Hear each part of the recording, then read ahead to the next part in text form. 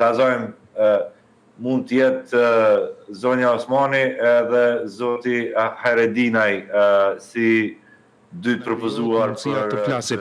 Po pyesim konkretisht nëse ish opozita, subjektet politike si PDK, LDK, AK, që për të dhënë vot për presidentin kërkojnë marrëveshje paraprakisht, dhe nëse nuk ka dakordsi për vazhdimin e mandatit të zonjës Osmani në krye të shtetit, kush do t'jetë kandidati tjetër që do t'i përbashkonte votat të paktën 80 deputetëve të Kuvendit Kosovës për të zgjedhur të parin e shtetit. Në 2 raunde të votimeve për presidentin nevojiten 80 vota, ndërkas në raundin e tretë nevojiten 61 për, në mënyrë që të zgjidhet presidenti i vendit kush do qoftë ai. Por së fundmi është duke përmendur emri i kryetarit të Aleancës për Atëmërinë e Kosovës,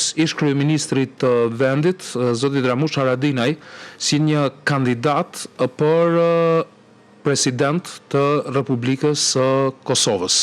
Dhe kjo është ajo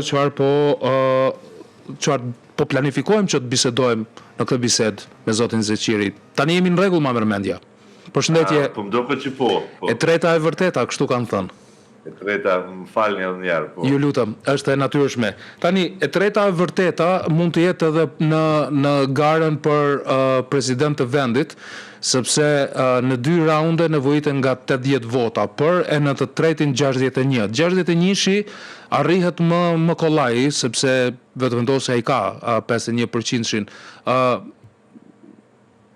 Ai rrin në sallë vetëvendosjes për Osmanin ose çfarëdo kandidati tjetër që nxjerr subjekti politik i parë në Kuvendin e Kosovës, ai rrin në sallë të tjerët? Po, Lorek, deri tash ne kemi pa që kjo kërkesë kushtetuese që në 2 raundet të para nevojitet së paku 80 deputet të jenë prezent, është frydzuar prej partive opozitare që të bllokojnë zgjedhjen e presidentit në rast se nuk është marrë miratimi tyre ose nuk ka ndonjë marrëveshje për një gjë të tillë.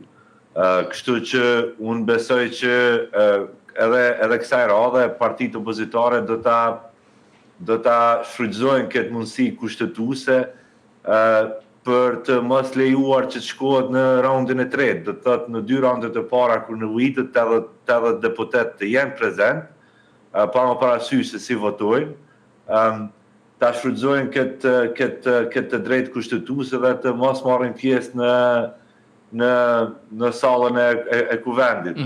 Tashti ekziston edhe një mundësi tjetër, e cila është sepse presidenti duhet të zgjidhet me kundërkandidat, duhet të shikohet se kush do të jetë kundërkandidat, sepse mund të jenë 2 kundërkandidat